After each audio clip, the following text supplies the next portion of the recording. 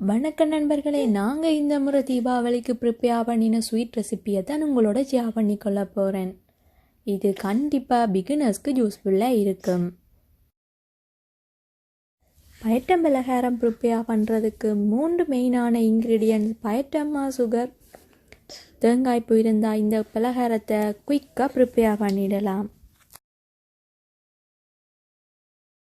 முதல்ல 1 ஸ்பூன் போல் மிளகும் சீரகமும் எடுத்து லோ ஹீட்டில் லைட்டாக வறுத்து கொள்ளுவோம். மிளகு சீரகத்தை பிளண்ட் பண்ணி அரைத்தெடுத்துட்டு 1 கப் பயட்டம்மாக்கு 2 கப் தேங்காய்ப்பு எடுத்து கோல்டன் ப்ரௌனாக வறுத்து அதை கோர்ஸாக அரைத்தெடுத்துட்டு இங்கு 1 கப் வறுத்த பயட்டம்மாவை எடுத்து நான் குயிக்காக ப்ரிப்பேர் பண்ணுறதால வறுத்த பயட்டம்மாவை எடுத்திருக்கிறேன்.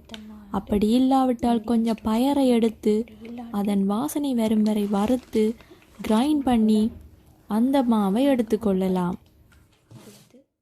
1/2 கப் சுகரை எடுத்து கிரைண்ட் பண்ணி ஆட் பண்ணி ஹோர்ஸாக அரைத்து வைத்திருக்கிற தேங்காய் பூவை ஆட் பண்ணிவிட்டு கிரைண்ட் பண்ணி வைத்திருக்கிற மிளகு சீரகத்தூள் 1/2 ஸ்பூனையும் ஆட் பண்ணி இதை ஈவனாக மிக்ஸ் பண்ணி விட்டுட்டு கொஞ்சமாக தண்ணியை ஆட் பண்ணி குழைத்து இதை சின்ன சின்ன உருண்டைகளாக உருட்டி எடுக்க போகிறேன்.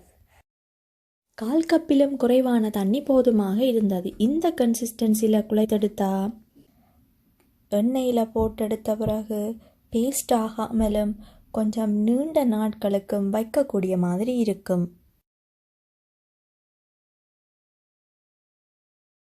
குழைத்து வைத்திருக்கிற மாவை சின்ன சின்ன உருண்டைகளாக நெல்லிக்காய் சைஸில் உருட்டி எடுத்துட்டு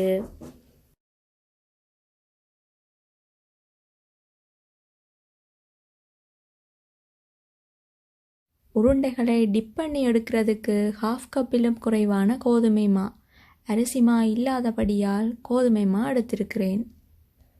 பிஞ்ச் ஆஃப் சால்ட்,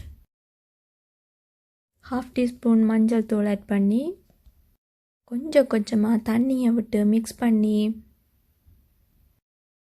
இந்த கன்சிஸ்டன்சிக்கு கரைச்சி விட்டுட்டு உருண்டைகளை டிப் பண்ணி எண்ணெயில் போட்டெடுத்ததும் டேஸ்டியான ஹெல்த்தியான பயட்டம் பலகாரம் ரெடி ஆகிட்டுது. நீங்களும் இந்த ரெசிபியை ட்ரை பண்ணி பாருங்க.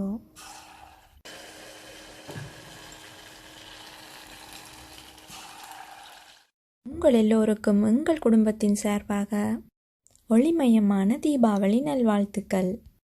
உங்களோட வீட்டு குட்டீஸும் ஃபோட்டோஸ் எடுக்கும்போது சேட்டைகள் செய்வார்களான்னு கமெண்டில் லீவ் பண்ணுங்க. இந்த வீடியோவை பொறுமையாக பார்த்ததுக்கு நன்றி ஃப்ரெண்ட்ஸ். பாய்.